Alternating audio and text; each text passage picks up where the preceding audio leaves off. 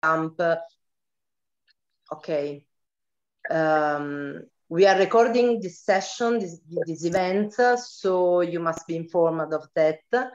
And okay, go on. Mi si è perso sul tuo account, vabbè. Can you please repeat? I didn't understand you, please.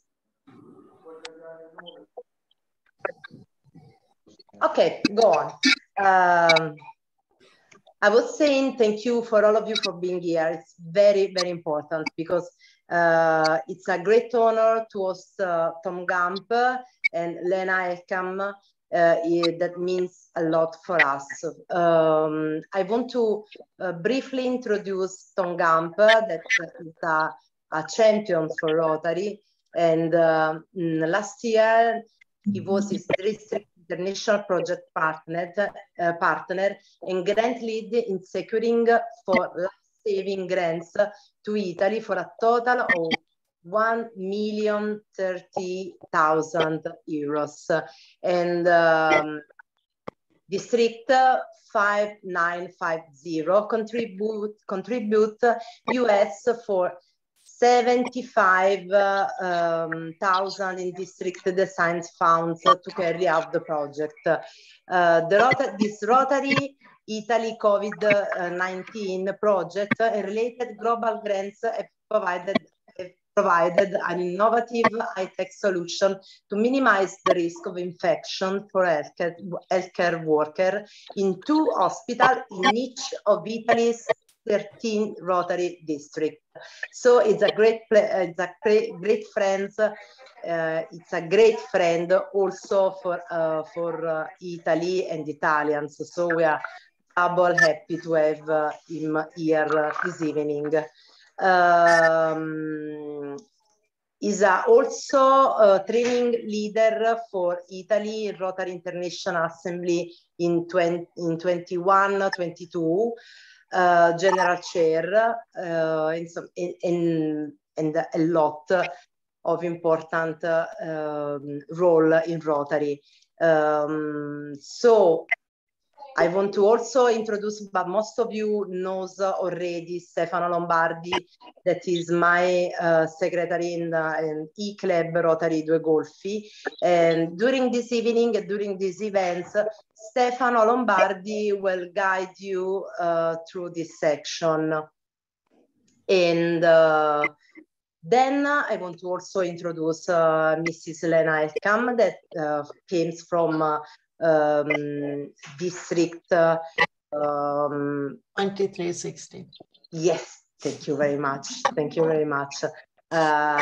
From Sweden. And now I want to leave the word to Stefano Lombardi, and then we listen. Okay, give me a while. I gotta. Well, let's start with our national anthems of our guests. So let's start our Rotarian session with the national anthems of our 2 speakers from Sweden and from the United States, and also from the districts that joined us tonight in this event. So let's listen to our anthems, and then we will start our session.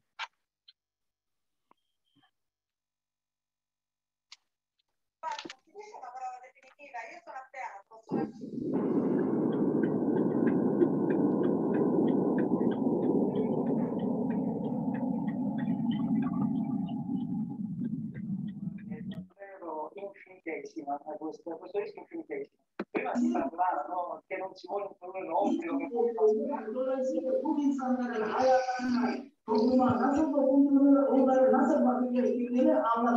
Just a few seconds. Some technical problems, and we'll start immediately. Questi problemi nella giusta prospettiva. La stragrande maggioranza degli italiani si è vaccinata, ha fatto il suo dovere. Non solo, ma noi abbiamo convinto tanta gente a vaccinarsi dicendo che la vaccinazione era qualcosa che ci poteva offrire dei maggiori. You should ask people to switch off the microphone. No, let's switch everybody off for now, and let's just listen to the anthem. So, and then we will reopen the microphones. So we won't listen to their TV.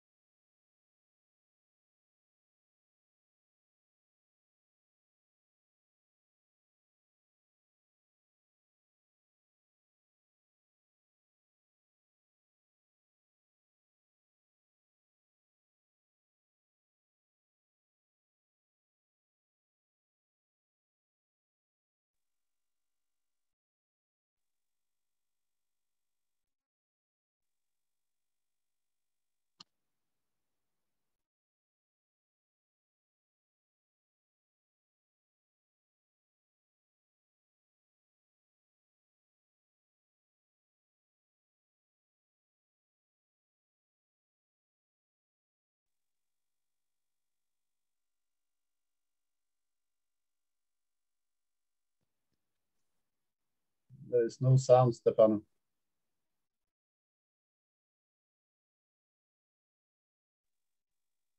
You're muted.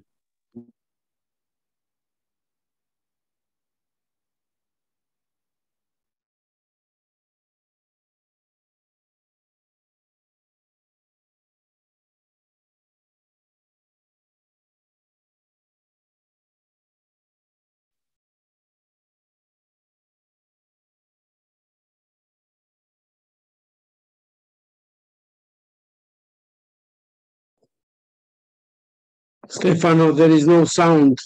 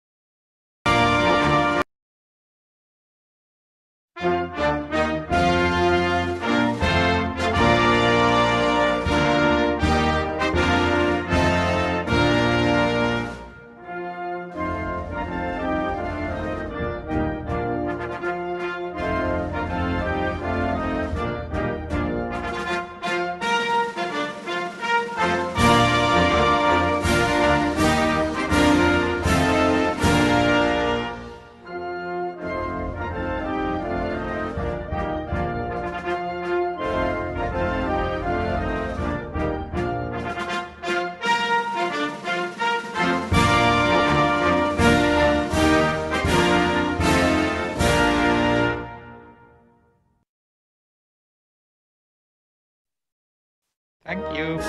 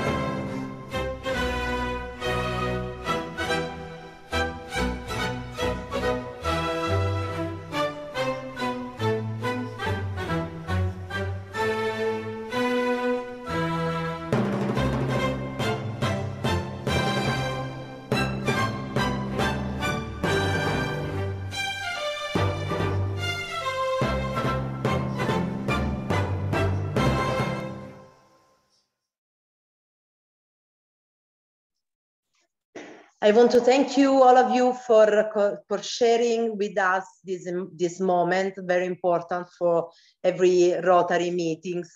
And seems to me that we go across the whole world connecting people. So thank you for sharing the items, the donation items. Now I want to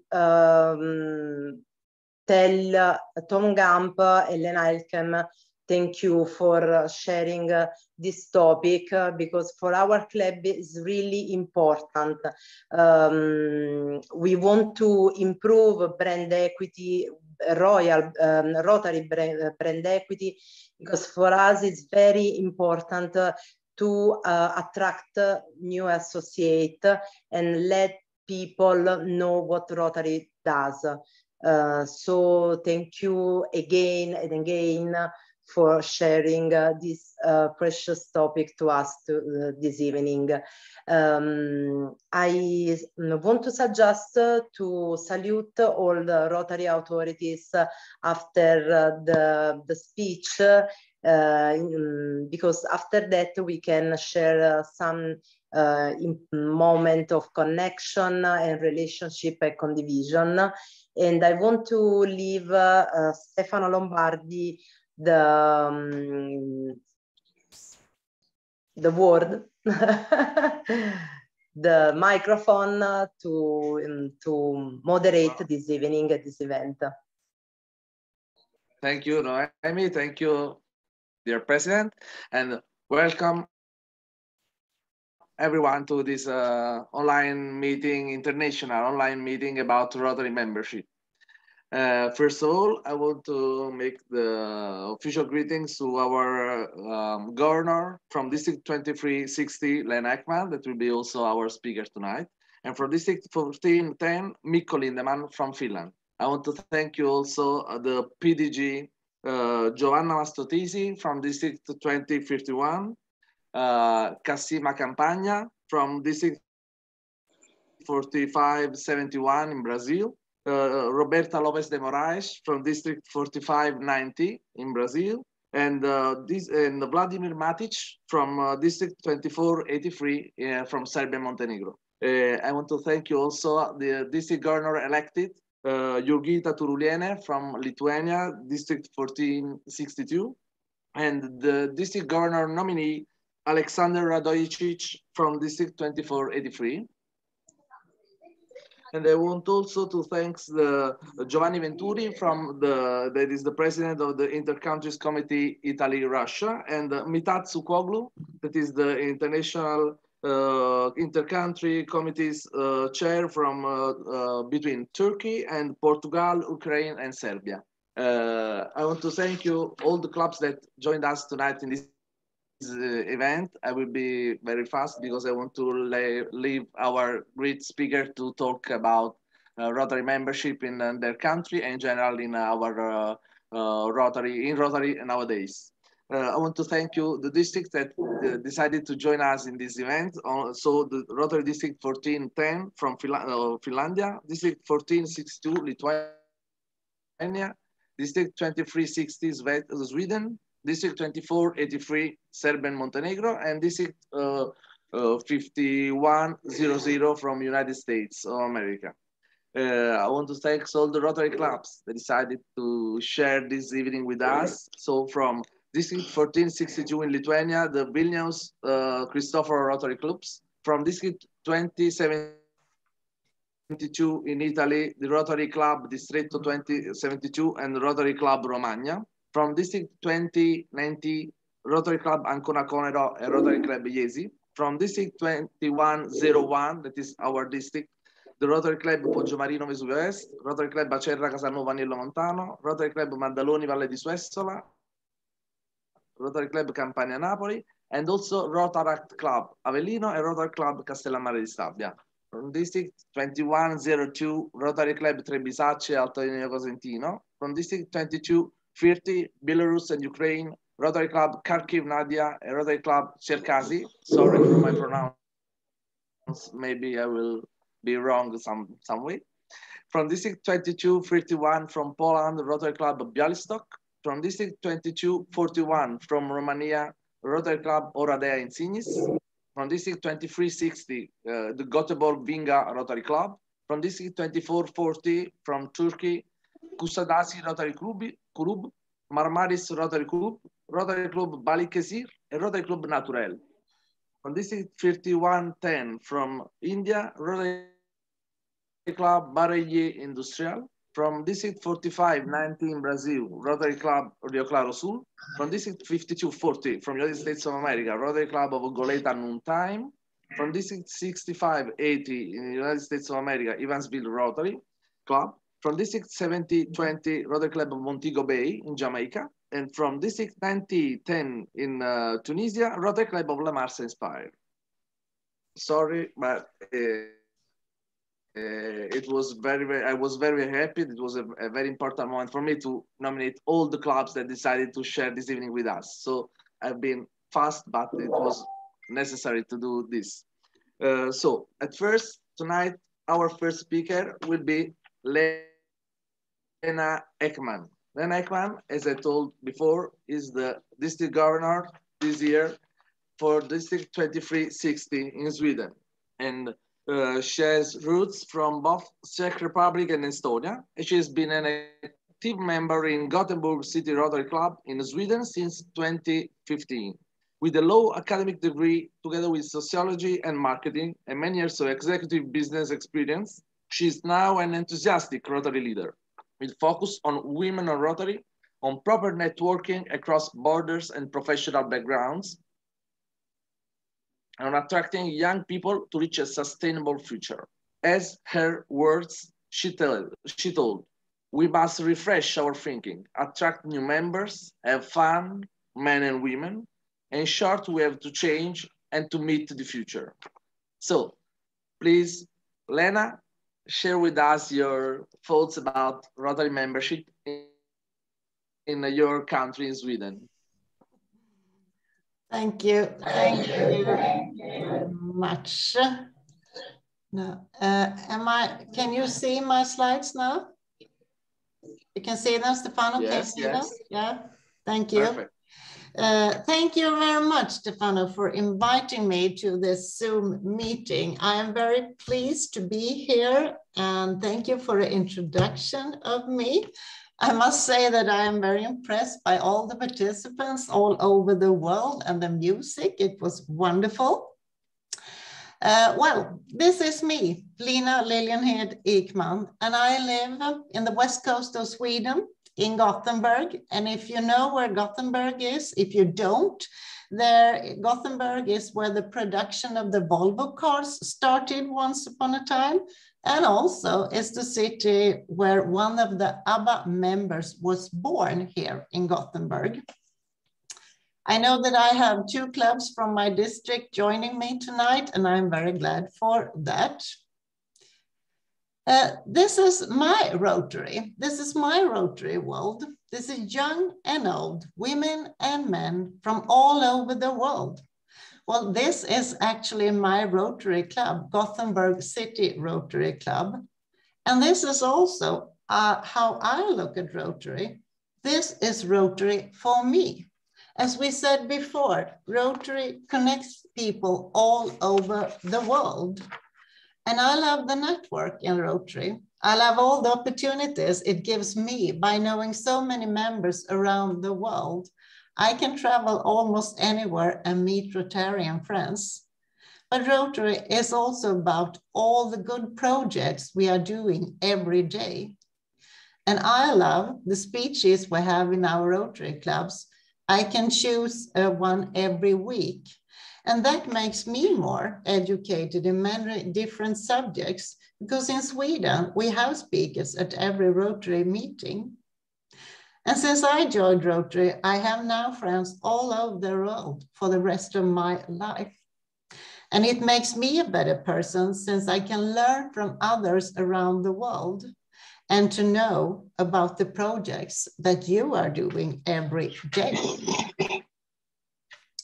Well, here is today's topics for me. It's membership development in my district 2360. And it's about how can we grow and some analysis and social media. Can I just ask everyone to mute themselves? It would be very great if you could do so. Thank you. This is the number of members in our district, 2360. As you can see here, well, first of all, I think this is how it looks in many districts in the Western world, in the Western part of the world. And as you see, from 2012 until now, we have reduced the members from 3,000 to 2,500. And I hope we don't lose so many members in next year, 2022. Of course, we want to increase, that would definitely be the best, but that is also what I am working for. So let's see in July 1st next year what has happened. Well, we need to grow, and at least 10% on a year basis to keep it the way it is. But since we want to grow more, we have to increase more than 10% every year. And what are the challenges for us, at least in this district? Why have we reduced the membership figures? Well, we have competition, and one competition is from the social media that takes the time from us. But we also have competition from other networks, and there are a lot of them. We have to face that. And for example, here in Sweden, or here in where we live, we have an organization called Lunch In, and that is where people meet once a week for having lunch and to do some network. And it doesn't demand any membership. It doesn't cost more than a lunch. And that they just can meet and have their lunch together, and it's rather easy. So my guess is that younger people don't have the time for a lunch meeting in Rotary, because nowadays it's not okay to leave your office for a longer lunch to join Rotary. And the young people, they have found other business networks and so on. They don't even know what Rotary is.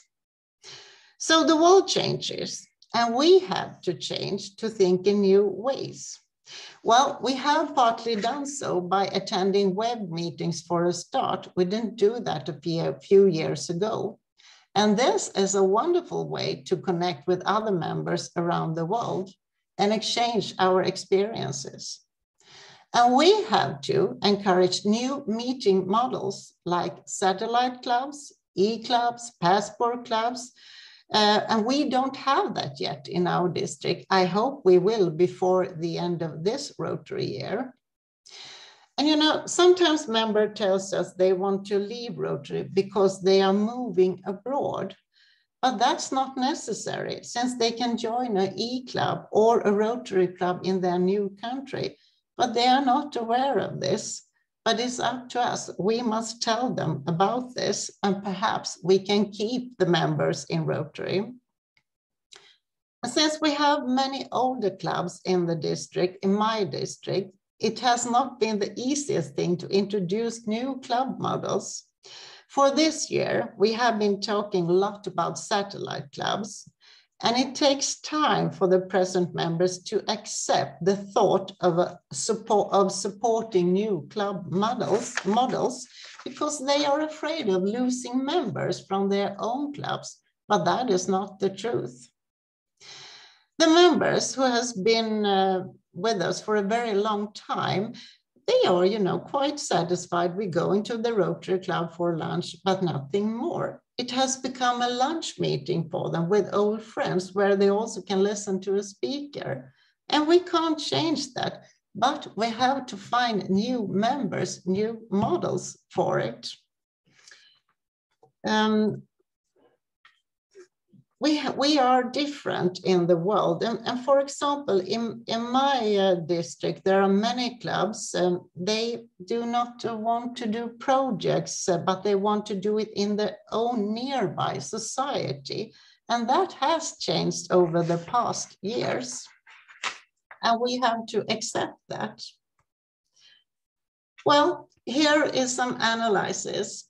And who are you watching this now? Are you the thinker or are you the doer? And we have been looking at why and which clubs has grown, diminished, or stayed as before in this district, and what can we do to help and support the clubs who need some assistance from us? Why are some clubs still growing, for example? I have asked the clubs which still are growing, and here is the answer from them. It demands an active board members, active members. Mostly these clubs arrange after work meetings where they invite potential members and they offer them also interesting speakers. The clubs also arrange some special events for their members, like now during Christmas time, sometimes even inviting their partners too. They are doers. For example, we have one club in the district which is starting a project called Save the Codfish. Well, it's actually about putting a so-called hotel for the fish into the water. And due to that, the codfish can keep their eggs away from the seal, so the seals cannot eat the eggs. And this project, there are many clubs who has joined it. And so there's collaboration with many clubs along the district. And it's also fits in the 7th area of focus, sustainability.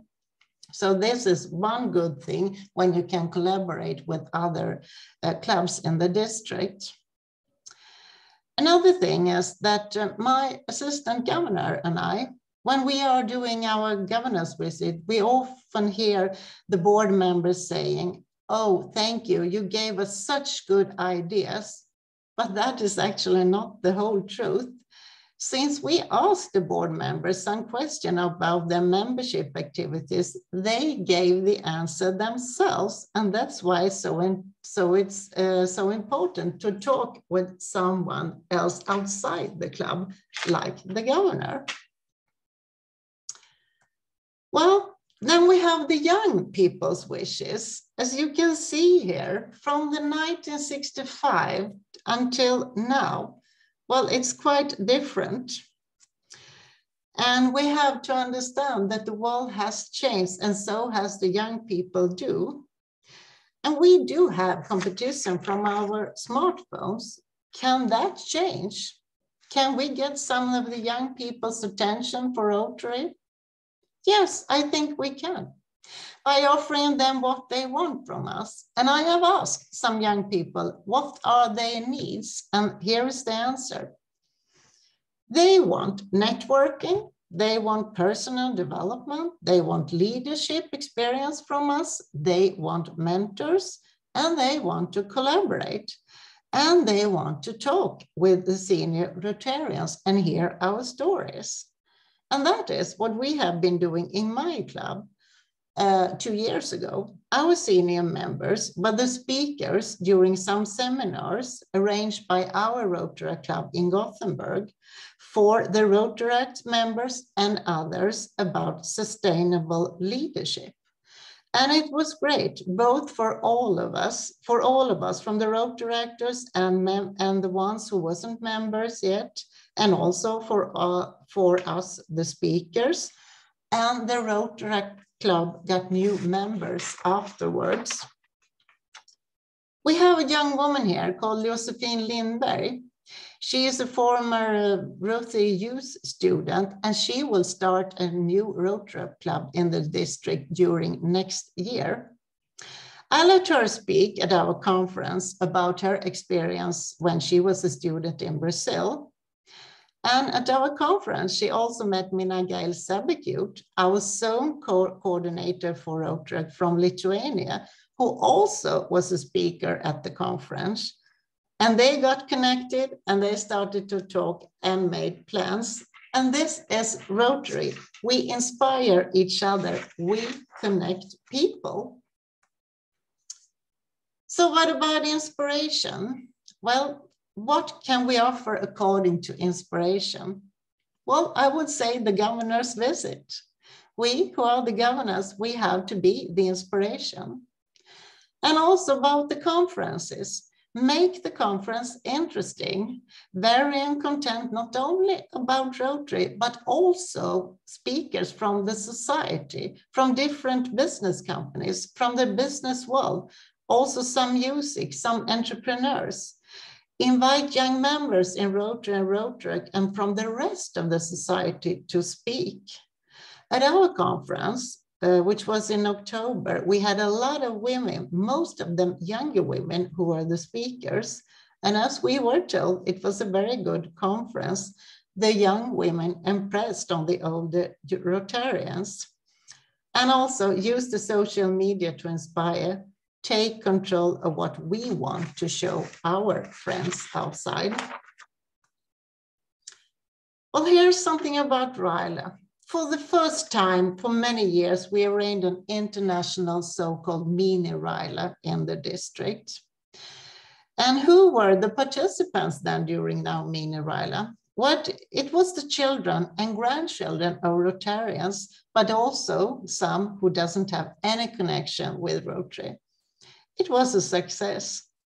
They learned a lot about leadership for 2 days. They did some networking, they had fun, they did some workshops, and at the end of the day, Rotaract had 12 new members. And I also asked them what they knew about Rotary, and they knew a lot, so I was rather impressed from them.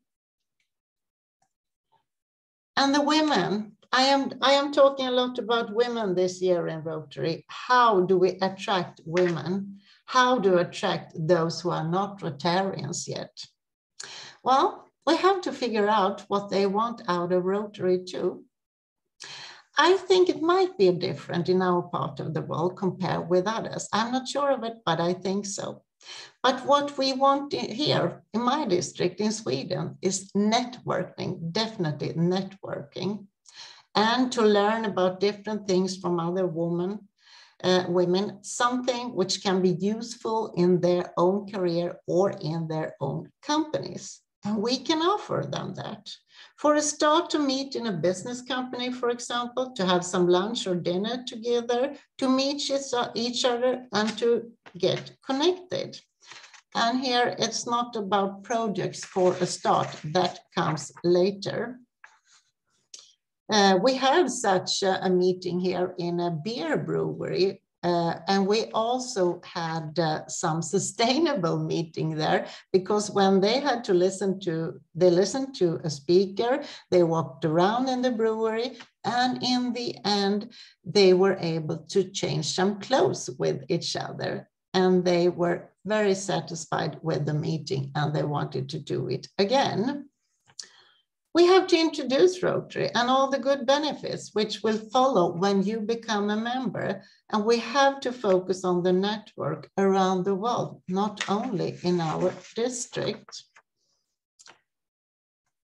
And this is one thing that I think is important for Rotary, and that is the club's president.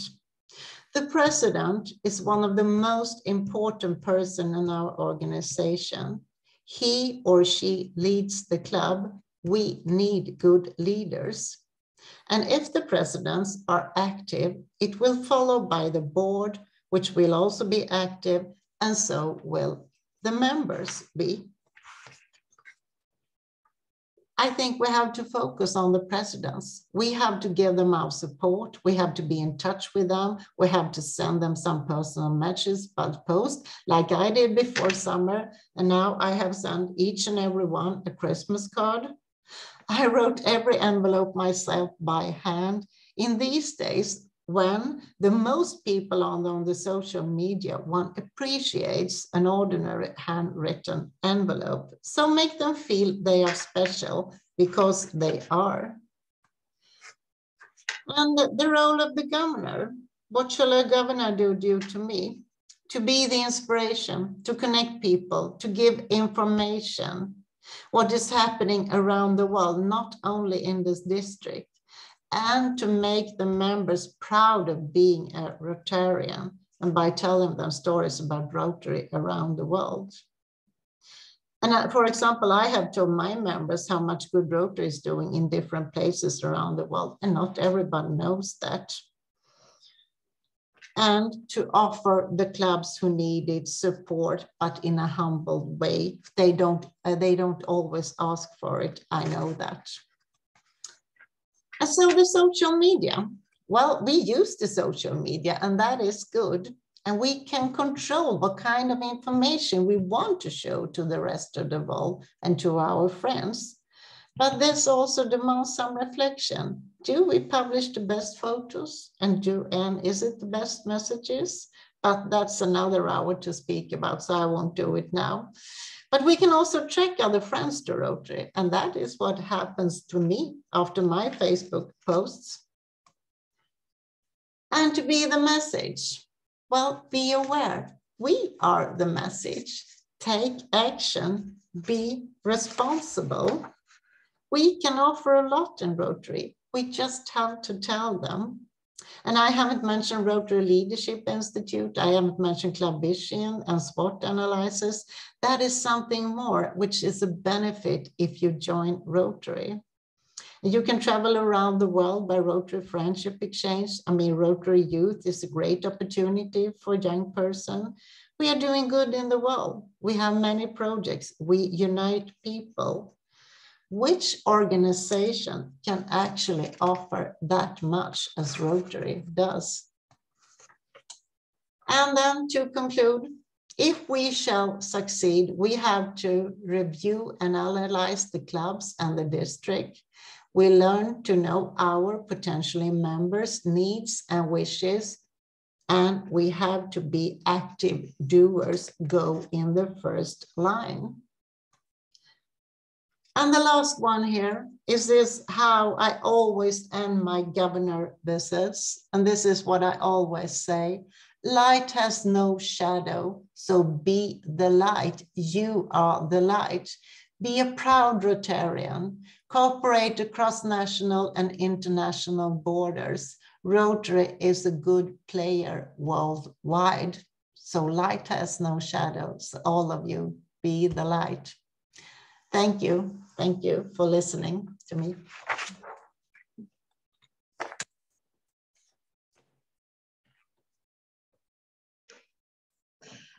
Thank you very much. Like that. So. Thank you so much, dear Lena, for your amazing description about your district. It's very, I think it's a similar situation almost everywhere, because yes, usually during last 10 years,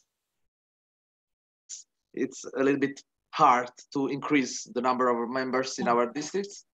But for sure, Rotary has to show that it's not out to date, just like more people, not Rotarians, think about us. But we have to be up to date, and we have to show that we are good also in the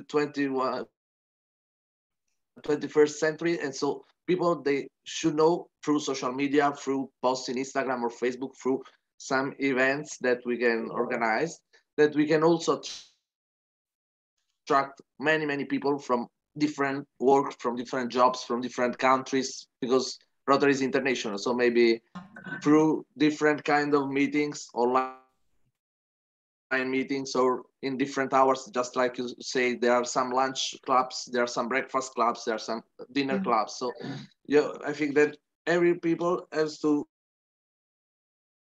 can choose the best Rotary club for his needs, and so try to fill all the needs and wishes that the people should have from Rotary. So she has to know that Rotary can give everything, everything amazing to all the people. And so we just have to be able to show them that we can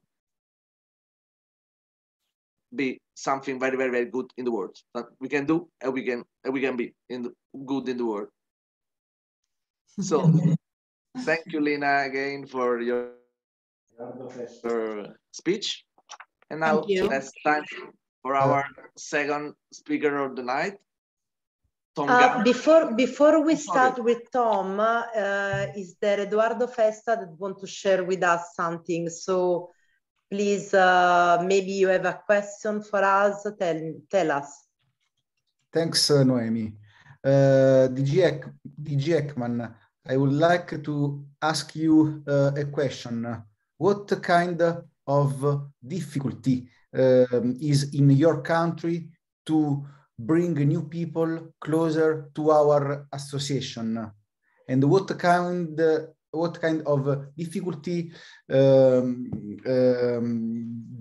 is there to make understand other people what is Rotary? Thanks. Well, it is, as I said, younger people, there are so many things that younger people do today. As I said, the smartphones is one thing that they are looking at all the time. But I think that if we only start to ask the questions, what do you want from us? And we have to show us in the society. And that is the reason why I wanted us to have this international leadership seminar here. We have to show them that we have activities.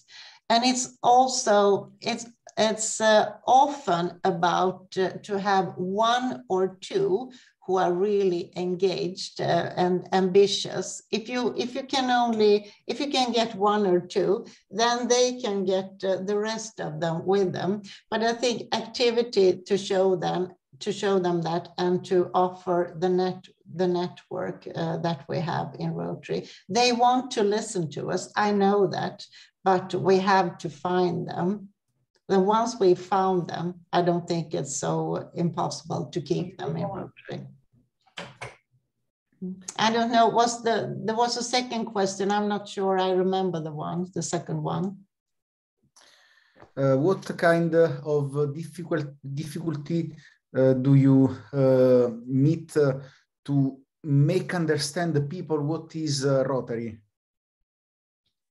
I think one difficult, for example, women, there are still women out in the society who thinks that women can not be a part of Rotary. I often get this question, are women allowed to be in Rotary?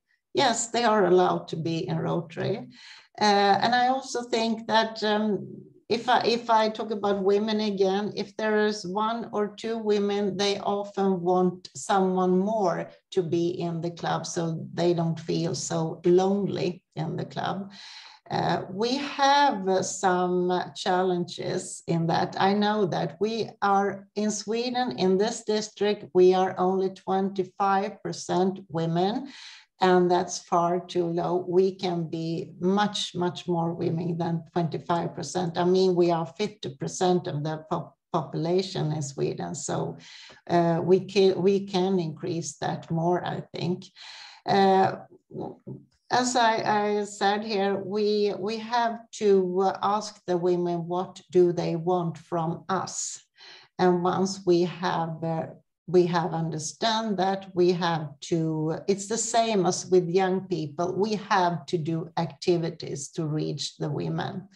I think it's very much about activities to show that we are doing things. Is that enough? Is that the answer? Yeah, that's enough. Thanks a lot for the answers. Thank you. Perfect, Lina. So I think that in Sweden, we year after year we will make the numbers of women will be bigger and bigger year after year, because for sure with people like you, they will understand that, like with the Rotary leaders like you, for sure many other women, Swedish women will be attracted from Rotary, and so will join us. So I'm sure that in few months or years, you will be more women than men in Sweden. So thank you. I hope so. I hope you're right about that. Thank you. And one more thing. One more thing. When you're in Rotary, you have to believe in what you are doing. If you believe in something, then then it's often also good, and then it's often will be good if you believe in what you're doing. And I believe in what I'm doing. I believe in Rotary, and I love Rotary. I'd like to follow up with one more comment. This is Dr. Sam Hancock from Washington, D.C. I think that this is something of involving more and more women and young people in the clubs is very important. And I think it's an area that's been neglected in the past, but I know in our club, we're rapidly moving towards 50%, females and males. And I think the comment about the number of women that will join in Sweden and other places, I think they will start to more populate the clubs. One, if you're in the United States, about 54% of the population now and growing are female. So the males are the endangered species in this country particularly. So I think we just need to allow more opportunities for leadership and networking.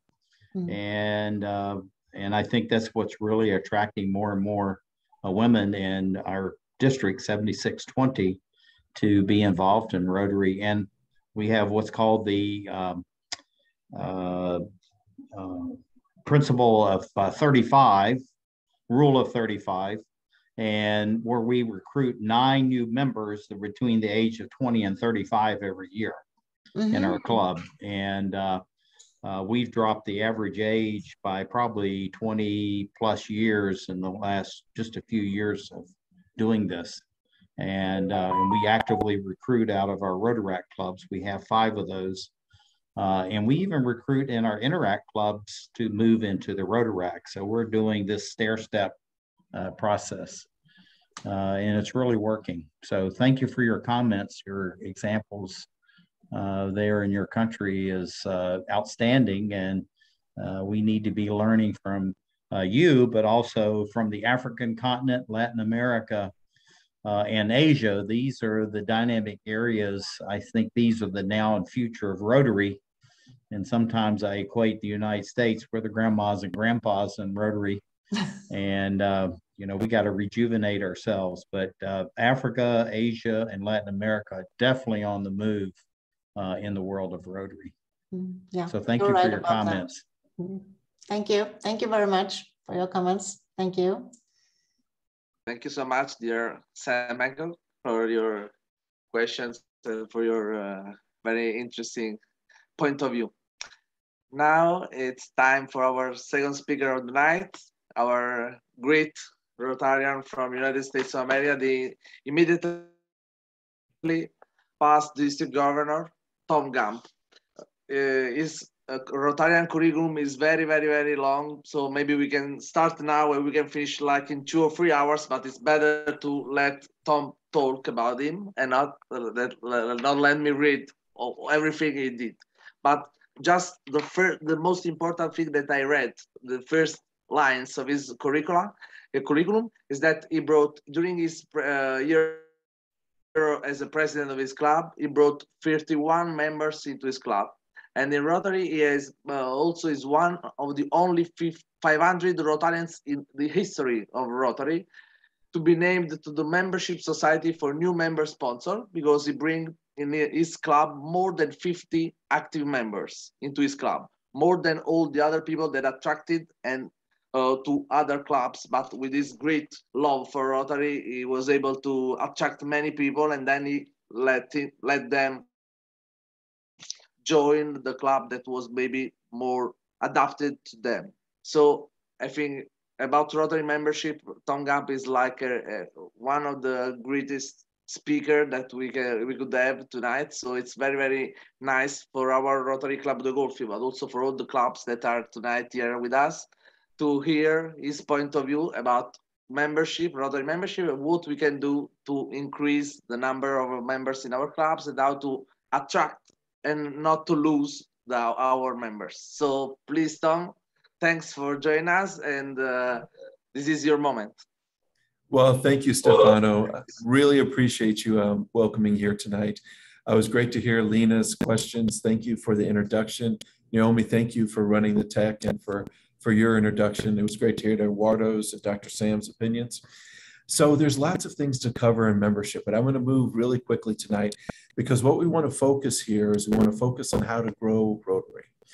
And when it comes down to it, and thank you also for all the very wonderful clubs and districts that joined too. I'm so excited to be here. So when it comes down to it, there's only 3 ways to grow Rotary, if you actually think about it. The first is to attract new members, bring them into Rotary. The second is engage those members in participant-centered events. And the third is to grow new clubs. So we're going to focus our time on doing and discussing the most important and the newest different kind of ways to do these 3 areas. And I'm going to move through the material quickly because what I want to do is answer all your questions, because to me, that's the most important thing. So again, the newest attraction strategies, the newest engagement strategies, and the newest club formation strategies is what we're going to focus on. So first, attracting new members. Now, when you think about attracting new members, you got to know why they join, right? Well, there's a few things that we need to know about why people join Rotary. And the great thing is we know these things because we've had worldwide surveys where we ask people where they joined. Most members say they joined for service, either local or international service, and friendship. Rotaractors, it's the same thing. What are they also looking for? They're also looking for personal connections. Like Lena was saying, people want to be able to connect. They want to be able to network. They want to grow in their careers. And Rotaractors also want professional development. Now, on this slide, the most important thing to remember is how people found Rotary. 85% of Rotarians joined Rotary because we made a personal ask. So, Stefano, who asked you to join Rotary? What, who? Who asked you to join? How did you find out about Rotary? I started my Rotary experience in the Rotaract because my brother was a member of Rotary Club of my city. And then I met this wonderful association. Then after 20 years, I'm still here. So yes. So Stefano joined because his brother asked him to join Rotaract. And that's why people join Rotary, and that's why people join Rotaract. The other thing we found out in our most recent survey is people want to feel welcomed. We're very fortunate that 82% of our Rotarians feel welcome in their clubs and 77% of Rotaractors. So that welcoming feeling is important. But when it all comes down to it, we have to deliver value. If we're going to attract someone, we have to give them value. And where do they want value? Both in their professional life and in their personal life. So we have to have a variety of service projects. So if you're just doing local service projects, think about doing international service projects. And there's people to help you do that. I had a friend who moved from Minneapolis in North America. That's in the United States, right below the Canadian border. My friend moved down to Florida, which you probably know is in the South. She's tried to join a club there, but they only did local service. They didn't do international service. So she decided to quit that club. Luckily, we got her to start a new club. You have to have fun, engaging social events, not boring events. And of course, professional development, especially for road actors, and leadership development. Mentoring is important, but both ways, not only the established people in their careers helping younger people, but maybe the younger people can help us with social media and things like that. And networking opportunities are also very important. And we have to be family friendly. We can't just say we're family friendly. We have to make our meetings accessible to people who have family members and younger family members. Maybe you can add a membership category that's cheaper for an additional family member. So every year we've been attracting, but what is new right now? Well, this year we have Each One Bring One. Shaker Mehta, who's our current president, brought us this. And I absolutely love this idea of Each One Bring One, because it takes the concept of a membership committee in a club being 2 or 3 people trying to recruit all the new members, and it turns it on its head. So each one of us is actually a member of a de facto membership team where we reach out to individuals and bring them in. So everyone should try to bring someone in this year. But I sometimes hear objections. One objection I hear is, Tom, that's really hard. It's hard to do. Well, there's clubs doing it all around the world.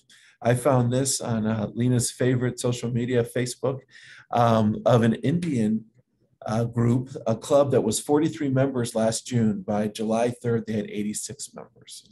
The other objection I sometimes hear is, Tom, this each one bring one focuses on quantity, not quality. But that's not true, because what Shaker's trying to get us to do is all of us just find the one person. Naomi can find the one person she thinks fits best for this club and bring her or him into the club. So we don't have to, she doesn't have to bring in 6 people. She only has to bring in that one. So we are focusing on quality. The other new thing that's going on with membership is the membership society. With Stefano talked about this a little bit. Thank you for mentioning that. So if you bring 25 members in, you can be part of this membership society. For so long, we focus on foundation. If you go to the 17th floor of Rotary International headquarters in Evanston, you'll see a big glass wall of people who gave $250,000 or more have their, name and picture in a piece of etched glass. Now what you can do is you could be in the virtual membership society and have your name on that wall if you do that.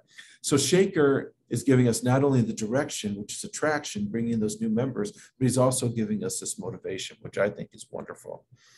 The other thing that's being done is when you actually bring a member in, you receive an email from RI. This is a letter that my wife received when she brought someone into her club. So they're rewarding those people. They're also, RI is actually having a campaign now that started recently where they reach out to the individual new members directly. So we bring these new members in, then we have to engage them. We have to keep them active. We used to use the word retention, but retention's not the perfect word. We have to think about retention, but we all have people who, move, and they're gonna move, people who die from our clubs. So engagement is more active. It's keeping those people involved.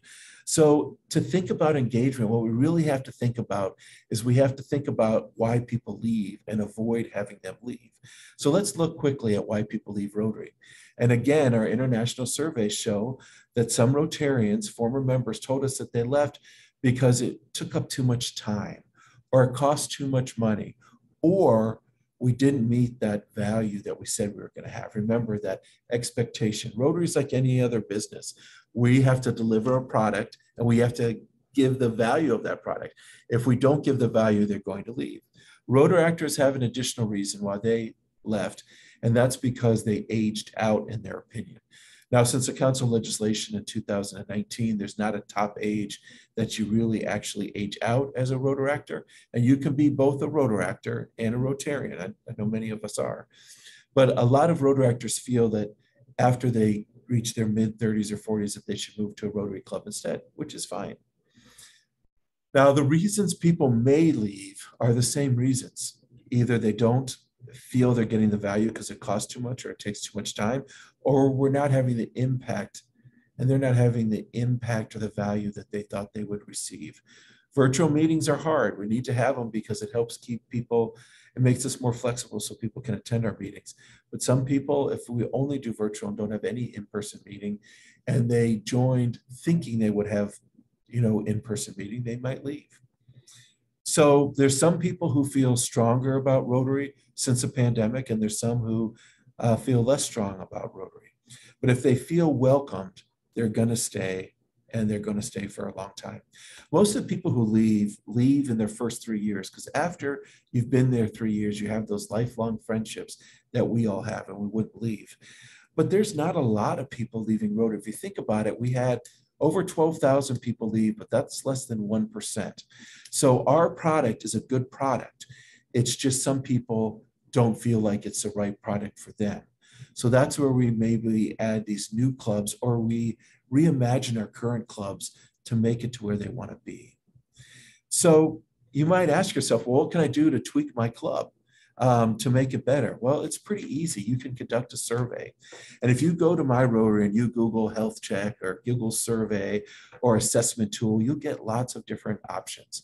But you don't have to, sometimes when I talk about surveys and people see the ones that are published by Rotary, and we're lucky to have a regional membership officer, Audley Knight, who is region 33 and 34 in the world, which is Southeast United States and some Caribbean islands.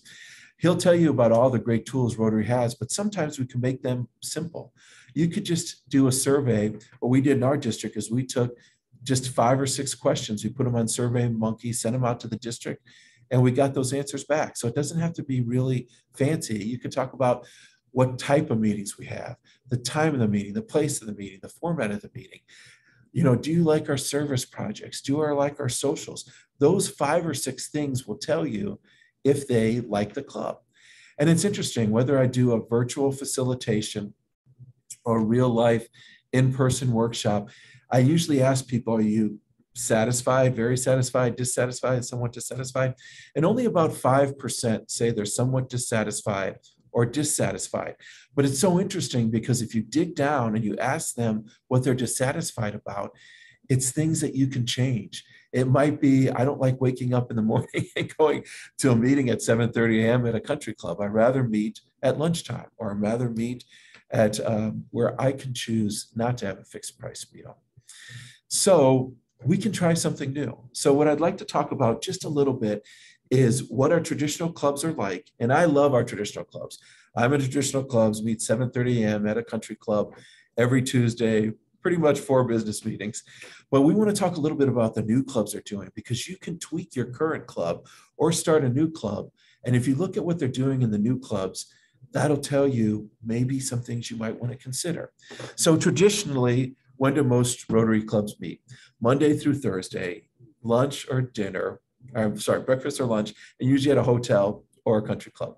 Where do the new clubs meet? Well, corporate clubs, they meet at the office. Young professional clubs, they meet at a bar or they meet at a coffee shop.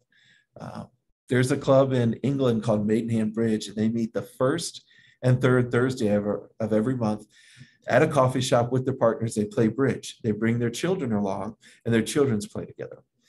So just think about the new time and place. Where the new clubs meet, the new clubs that have been started in the last couple of years, they usually meet electronically, and usually on a Tuesday night or a Wednesday night and a Saturday, as opposed to during the week. So what about format? Most of our traditional clubs have 4 business meetings once every week, like my club does. Every Tuesday, we do the same thing. We have a speaker every meeting. Well, you know, lately my club's been changing things up. We do Rotary in the workplace, where we actually go to someone's place of business. We have a woman who owns an airport.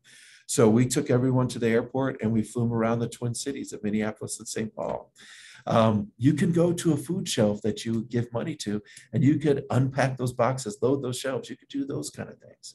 So there's different kinds of things you could do. And Rotary doesn't require 4 business meetings a week, 4 meetings a month. It only requires 2 meetings a month, and they don't have to be business meetings. They could be a social. They could be a service project. So just think about that. And delivery, you guys do that really well. You're doing an electronic meeting. You could do virtual meetings. You could do hybrid meetings. You know, during the pandemic, and I know we're still in it, but when it first started, we had a joint meeting, and we had a singer and actress from Australia who's the voice of Siri on your phone. She's the person who talks to you on your phone. And we had her at 7:30 in the morning. Well, we couldn't do that if we had we wouldn't probably afford spend club dues and flying her here to do all that. So I just want to talk a little bit about club models and membership types, because again, you could take your current club and tweak it a little bit, add a different flavor to it, you know, see if it helps. So there's all kinds of different club models, and we're going to talk about a few of these. We have the traditional clubs, corporate clubs, cause-based clubs. And then we also have membership types. So membership types, when you have a club, you have to pay international dues and district dues, but there's also club dues. You can adjust your club dues to make exceptions to add different kinds of clubs.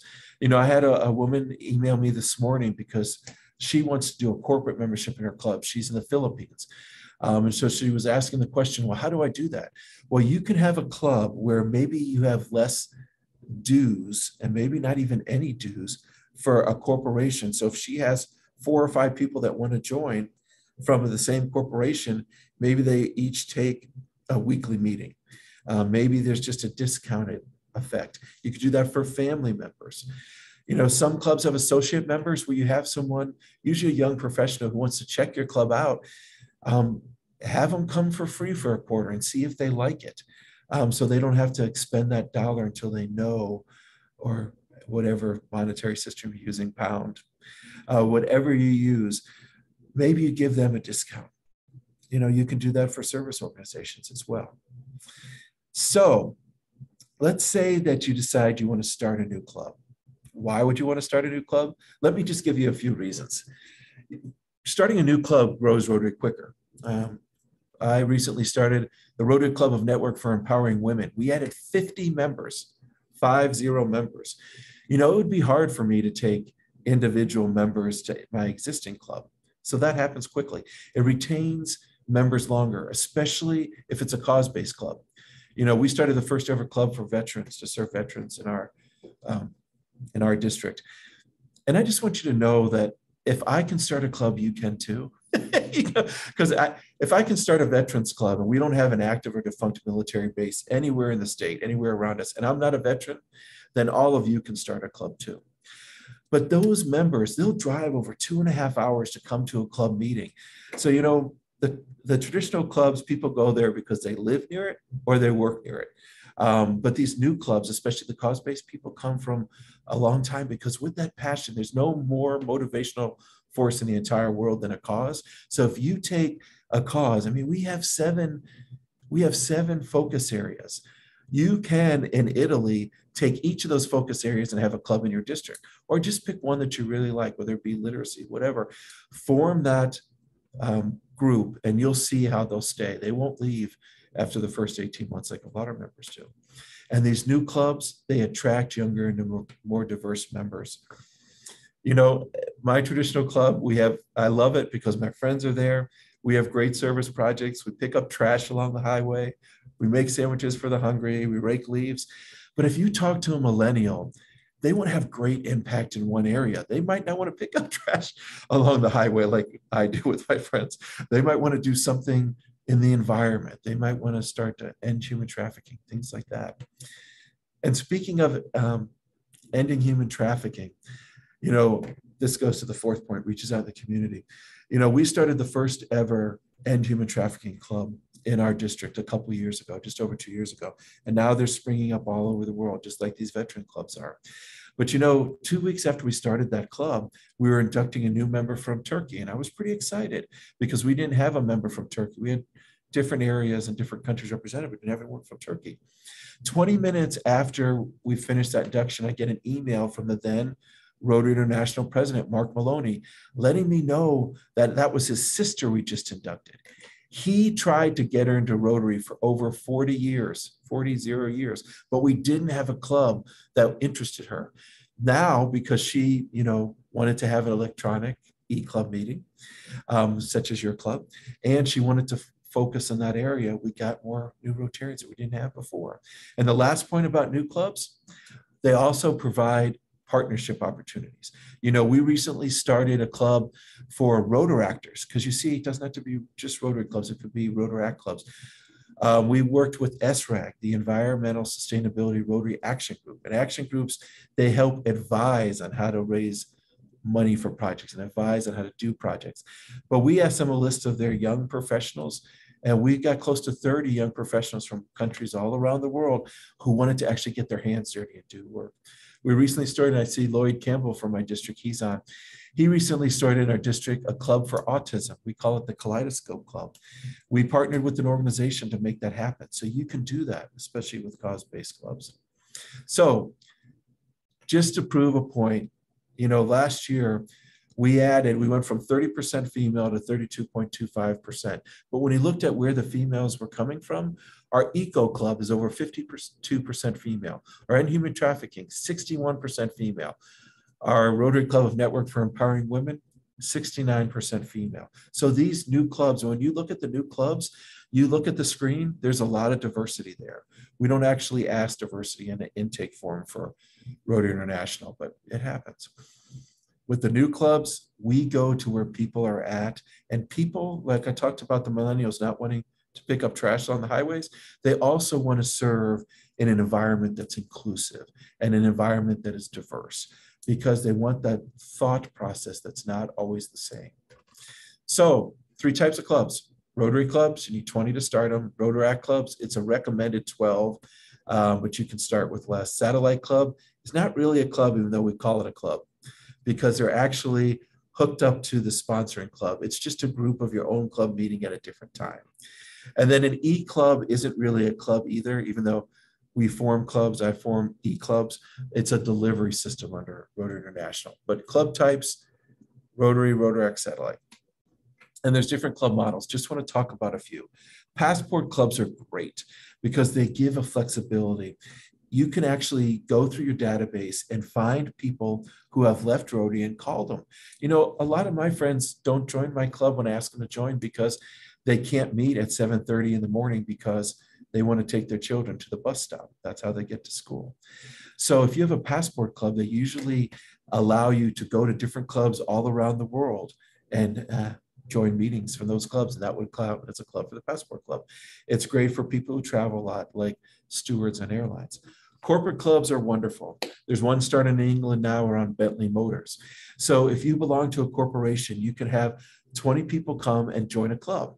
What's great about it is you get to meet people from different areas. I mean, if you work in the accounting department, you get to meet people in HR or legal or marketing. And it's great to have these corporate clubs. They usually meet at lunchtime because nobody wants to go to work early. Nobody wants to stay at work late. But they're great clubs when it comes to service projects, because if you have a 200-person corporation, you get so many people coming to your service clubs, even if they're not a part of your club. So consider that. There's a group in Yardley, Morris, Pennsylvania, who's getting together a corporate club for a national home builder. Cause-based clubs, they're my favorites. Why? Because people are passionate. I probably shouldn't have a favorite club type, but it's like youth exchange students. You end up having a favorite. Cause-based clubs are my favorite because people are passionate. Rotary could be the magnet that joins them. And, you know, Eduardo might ask, hey, Tom, why formed a cause-based club? Why don't I just start my own nonprofit? Because if you start your own nonprofit, what you have to do is you actually have to form the paperwork. You have to find donors. You have to find members. If you form a cause-based club, you can bring in members from other different organizations. And Rotary has so many things to offer. I mean, it has a 117-year reputation. You know, it's got the Rotary Foundation. We have local grants. We have district grants. We have a network of 1.4 million Rotarians and Rotaractors around the world. So we have so much to offer. So why not form a club? Alumni base is great. You can take Peace Fellows. You know, we have a club that we just started in Florida of youth exchange host family members and people who used to go on global grant exchange. They do all kinds of fun projects. We're going to Pasadena together to work on the Rotary Rose Bowl Parade. Interest-based club, it's like a cause-based club, but it's around an interest. Here in the Midwest, we have beekeeper clubs that are forming. I have a friend in Australia who formed a club around koalas, and it's going well. International clubs are great if you have a Spanish-speaking club in your area. Big cities, this is where they usually form, but it's just great to learn about different cultures. So now, Stefano, do we have time for me to answer a few questions in case anybody has some questions?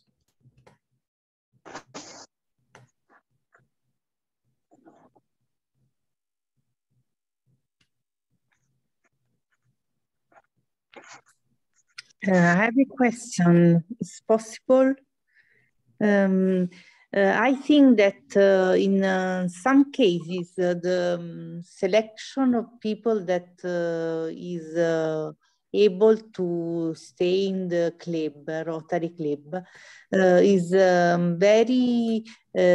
very well selected. But from member from some part of Rotarian is viewed as something like very private. So new members maybe have the difficulties to enter in the club because they're like something like a close, a very, in some cases, is very closed.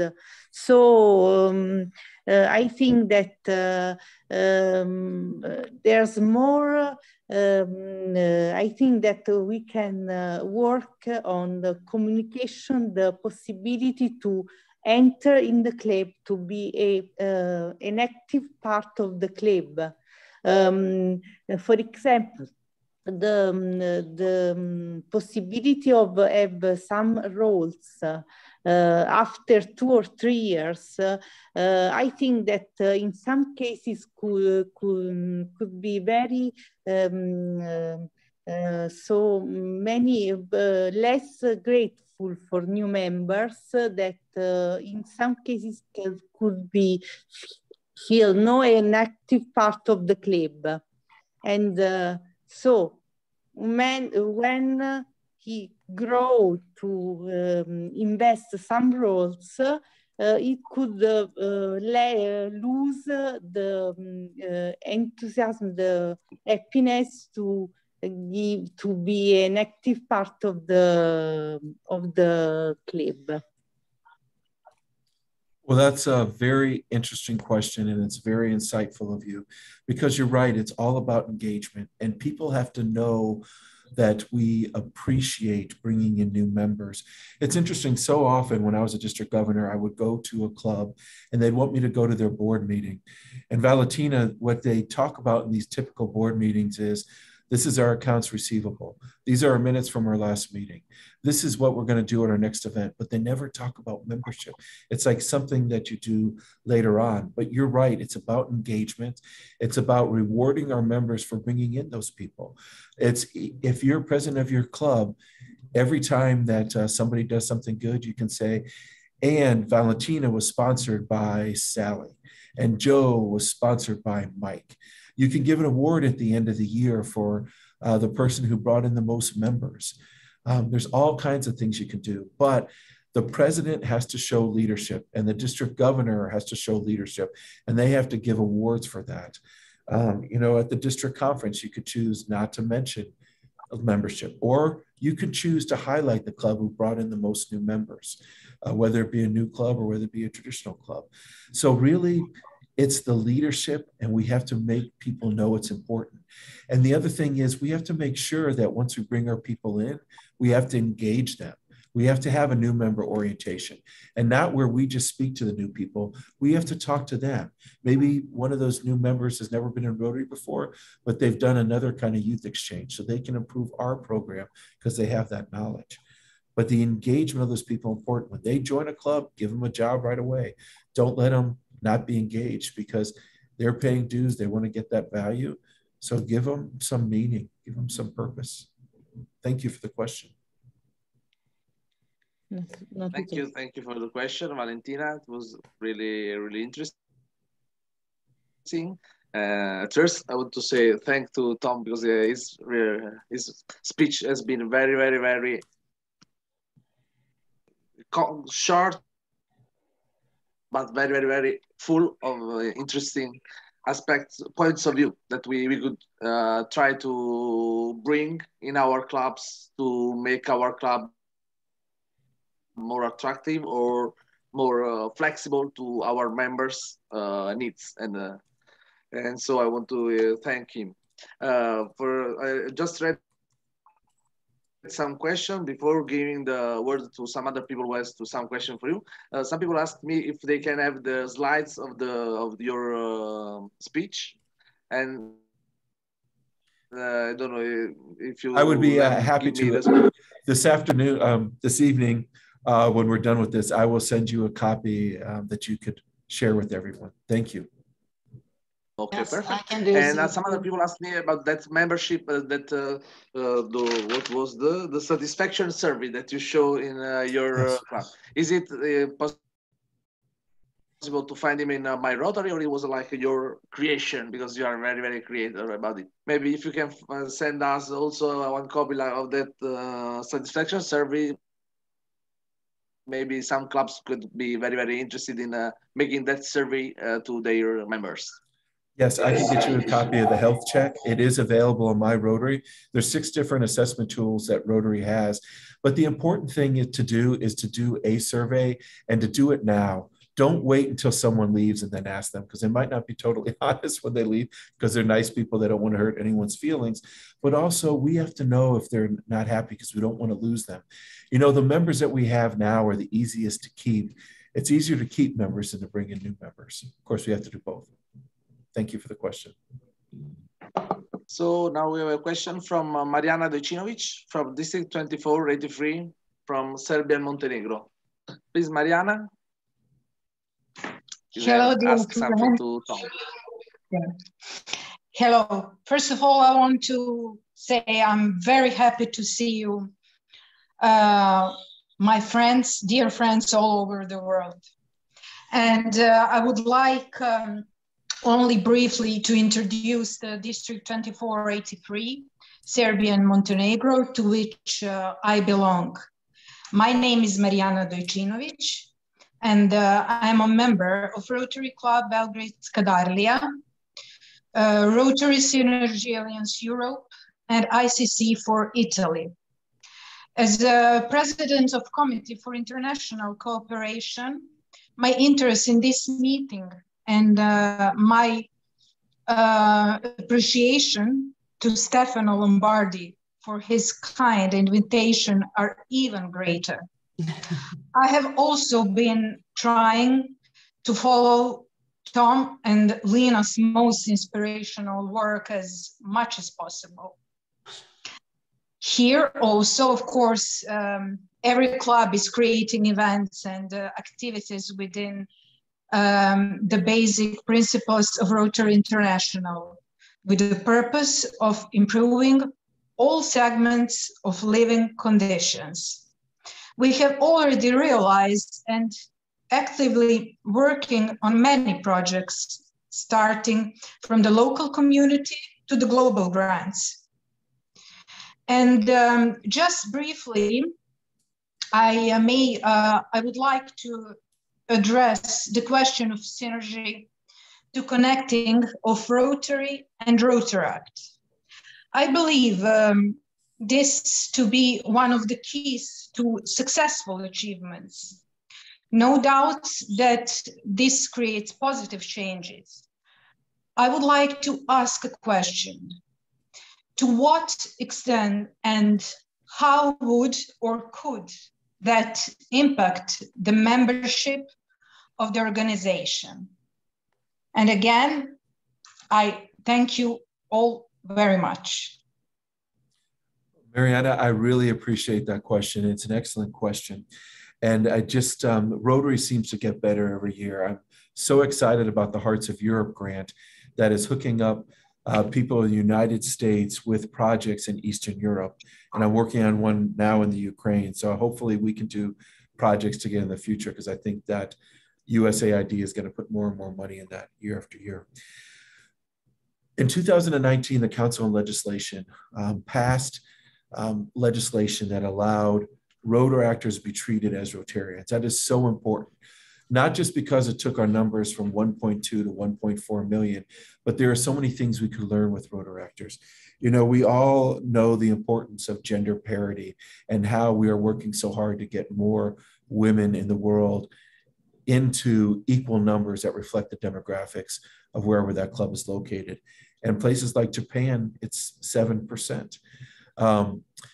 But if you look at Rotaractors are 52% female. So there's a lot we can learn from Rotaractors. We could also get a lot of energy from Rotaractors. You know, I was chair of our institute for the 50,000 Rotarians from Canada down to Texas in the middle of the US that happened in September. My goal was to bring as many Rotaractors as we could there. So what I did was, I've got different districts and clubs to scholarship them. And we ended up having 30 of them there. You know, the energy they took away from that, they started their own Facebook page. They started their own WhatsApp group, and they're talking about the next institute. When we have been doing the same thing for so long, sometimes we need that infusion of new energy. Now, Rotaractors are eligible for many awards, are going to be able to start applying for district grants by themselves, as opposed to just partnering up with another clubs. So we'll get more and more involvement. So thank you very much for that question. Thank you so much for attending so many of these sessions. I appreciate it. Stefano, can you tell me, thank you, who's next? Because there's so many hands, I don't know who to go to next. Thank you. Now I just see our Sam Hancock from Washington, D.C. that left her hands. And then we have Eduardo Festa from Rotaract Avellino. We have these two. So for now, let's start. Sam Hancock, please. Can you Okay, thank you very much, Tom. I'll be quick on my question. What would be the top 3 things that you would suggest that would be the best takeaways from all these many different best practices and ideas that you shared here today? And a very wonderful presentation, good energy, but great experiences that you're sharing. And thank you. Well, Dr. Sam, that is an excellent question. And I think number 1 would be, we need to start new and innovative clubs, because there's people of action out there that we haven't reached. There's people who can't come. If our Rotary clubs, which are great, our traditional clubs are the backbone of Rotary. I belong to one. I'm never going to leave. Even though I started a bunch of different clubs, I never leave my club. But there are people out there that we need to reach, and we're not going to reach them. Because if our clubs could satisfy every need, we'd have tens of millions of Rotarians instead of just 1.4. So that would be number 1. The second thing, Sam, I would say, is it's not hard to start clubs, and there's people out there who could do it. And third, we need to evaluate our cultures. I'm so happy to see that people are asking, how do I get a form survey? Because the reality is, it's hard to change cultures, right? Because to change a culture, you have to change people. And to change people takes some effort, but we first have to know we have to change. You know, I have so many friends who are older PDGs who say, Tom, I don't care if my club doesn't grow because I'm happy with the way it is. I have my friends. You know, it's not COVID that we lost the 12,000 people to last year. It's complacency, because we're not taking membership seriously and we're not putting it as a priority. And that's why I love coming out here. And thank you so much for giving me the opportunity to speak, because I want us to be able to share that gift of Rotary with so many more people. There's so many great people in the world, but we have to share it. We can't just sit back and say, my club's fine, don't have to worry about membership. So that would be my top 3, Sam. Thank you for asking. And thank you for being here, Tom. Great job. Yes, sir. Thank you. Thank you so much, dear Eduardo? Dr. Sam Hancock.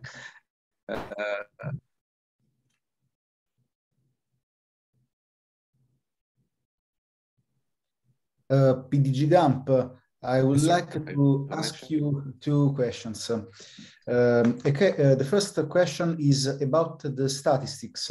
How many of the newly formed clubs are going to close after a few years from being founded? And the second one, with the new types of clubs, could we run the risk of creating fragmentation in Rotary, making the aspect of member education lacking, and creating a confusion for those who are not part of our associations? Thanks. Well, thank you very much. Let me give you a few statistics to answer your first question. I often got, especially, you know, there's certain audiences who are more receptive to forming new clubs. You know, I usually don't, unless I'm asked to, speak about forming new clubs to president-elects at president-elect training seminars, because so often they're focused on their club. So whenever I get the question, Tom, I don't want to start a new club because it's going to take members off of my current club. I was so tired of being asked that question. I asked Brian King, who's the director of RI membership development. Brian, can you please study all the new clubs that have been formed within the last 5 years and tell me how many people were new to Rotary? It turns out, Eduardo, that 88% were new to Rotary. So there's a perception that we're poaching members out of current clubs and putting them in to a new club. That's just not the case. And if you think about it, some of the Rotarians that do leave and go to new clubs would actually may be leaving anyway. When I started the End Human Trafficking Club, it's because we had 3 districts together who had a consortium and were working on projects. The leaders of that came to me and said, Tom, we're quitting Rotary. I said, why? Why would you quit Rotary? And they said, you don't understand. We might get 1 grant a year. We might get 1 speaker a year. We want to focus on this all the time. So if we didn't form that new club, they may have left Rotary and worked for other organizations. So your second question, how many clubs that are formed, new clubs that are formed, will fold? There's a high percentage. I don't know the exact percentage, but I think it's almost close to 50% close within the first couple years of starting. But I want to give you another statistic, which is if a new club has a sponsor, either a district, and when you fill out the club paperwork, it's got to be a club, but districts also support clubs. But if a club is supported and nurtured by an existing club, they're 40% more likely to stay around. But I tell you, I've never had a club that I formed in the last few years that have gone away. You know, if you look at the number of growth percentage-wise, our new clubs, our End Human Trafficking, the Network for Empowering Women, our Eco Club, our Autism Club, they are growing percentage-wise greater than our standard clubs. So the trick is, going back to the last question that Valentina asked, if we engage our members, they stay. That's why I like the cause-based clubs, because you bring people together of like minds, you know, that serve it. And if they serve, they do things. You can't start a club and not do anything, because then they won't do it. So I often get asked the club, Tom, if I started, I also get asked the question, if I start an eClub, how do you do service? You do local service projects in the countries where your areas or where your club has members. So I hope that answered your question. Thanks a lot. Thank you. Tom, now we have our district governor, Lena Ekman, that maybe she was a speaker 1 hour ago. Now she has a question for our Tom Gamp. So please. Well, actually, it's not a question, but I want to get back to Mariana. I think it's very great to get to know you and to hear you speak so engagement about what you are doing. Also, Tom, thank you for a very good speech, but I have heard you before. You were in my district council for a few months ago, where I got to know you. But I also wanted to say that thank you everyone for being here tonight. And since you are all here tonight, you are the doers. You all are the doers because you want something in your district, in your clubs. Otherwise, you wouldn't be here tonight. And I also want to say that tell your story to others, that you are the story. You can invite people to Rotary and be active and tell everybody else to be active too. One more thing that I think is important is to do the follow up. So why don't we follow up this meeting in a few months and then look at what has happened? Have we done something? Has there happened something? So I think the follow up is one important thing to do. Wouldn't you agree with that, Tom, with me? You know, Lena, I couldn't agree with you more. We all learn from each other. And your telling of the story is so true because, you know, I recently spoke in England and, you know, their numbers like North America and Australia are going down. And I said, you all on this call are the champion of the story. It's kind of like a Christmas story. You know, you have Christmas past, which is declining numbers. Rotary in Great Britain and Ireland has been going down, but you have Christmas present, and we're all the heroes of the Christmas present. If we're going to change that story and we're going to grow Rotary, it's the people on this call. Why? Because you care. So the future of Rotary in Italy, the future of Rotary in Great Britain and Ireland, all over the world belongs to us, and we need to make that change. So thank you, Lena, for bringing that up. Thank you. Thank you, Stefano. That's what's all from me now. Thanks for your great idea that we can make this December 20th like the starting point, and then we will make in 3 or 6 months. We will see what happened in our clubs and districts, and let's see if your speech had a great result to our clubs. So thank you for your great idea. Let's think about it. We can make a second meeting about this subject, and we'll see the results of your speeches. Thank you. Now we have another question from our district governor elected from Lithuania, Jurgita Turuliene. I hope the name is correct. Yes, really correct. Thank you. Oh, thank you. Thank you, Lena, and thank you, Tom, for the great presentations. I have 2 questions. One question is for those innovative clubs, so when they're formed like cause-based or corporate membership, how often do they tend to traditional clubs? And if so, when does it happen? And then the second question is very practical. we have in our district some clubs which are only men club. They consider them really traditional. So what is your suggestion to encourage those clubs to accept women, or rather to start up the new club in that city, which would be the mixed gender? So I will answer both questions, but let me give you a little bit of background. If you look at Rotary International as an organization over the last 25 years, there's certain parts of the world that have had steady decline over 25 years.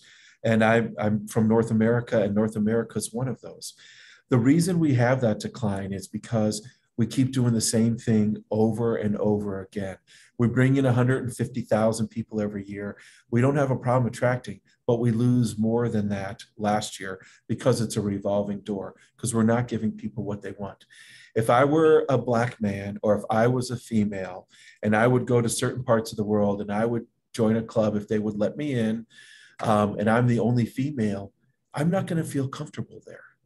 And it's not only the demographics. You know, if I went to a club that told inside jokes and they were, you know, kind of showing their affection for each other by making mean jokes to each other, I would not feel welcome, because I would be, how many years would I have to work before I fit in that crowd? And would I really want to be a part of that crowd? So the new clubs, to answer your first question, the new clubs usually are not converting to traditional clubs. The new clubs are going to people who don't like the current model.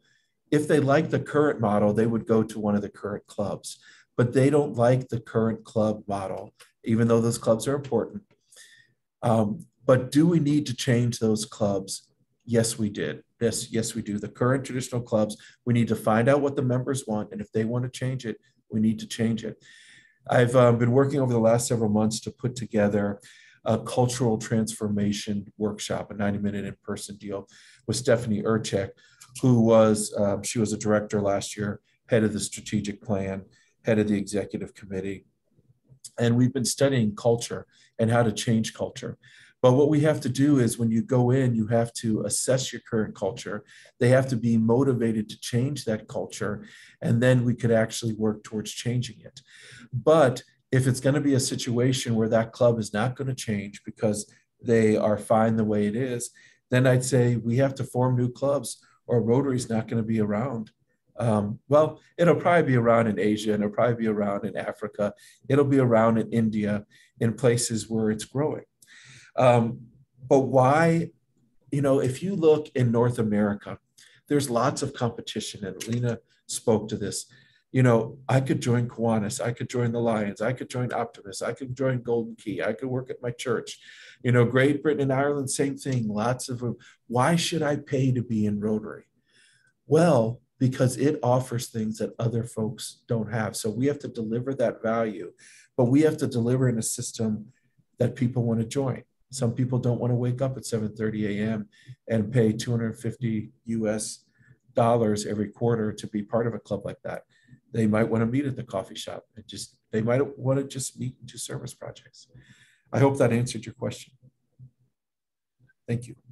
Thank you so much. Thank you, Tom. Thank you very much. Thank you. So, is there any other question for our great speakers of tonight's online meeting? Okay, I don't think so. So I think we can say that I think it has been a very, very interesting meeting. I think I'm talking about listening to all the questions they made, all the comments they made during your speeches. I think that everybody finds something interesting to do in our own club, to make it a better place for our actual members, and to be a perfect place for attracting new members, and for not them run away after 1 or 2 years, like unfortunately it happens very often during last years. So thank you so much for being so grateful. We are so grateful to have you as special speakers tonight. I want to thank everybody that was here tonight in our meeting. I'm sorry if I didn't greet anyone. I'm sorry because sometimes with Zoom it's not so easy to find everybody that connected to our meeting. But I want to say thank you to every one of you, all the clubs, all the districts that joined us tonight.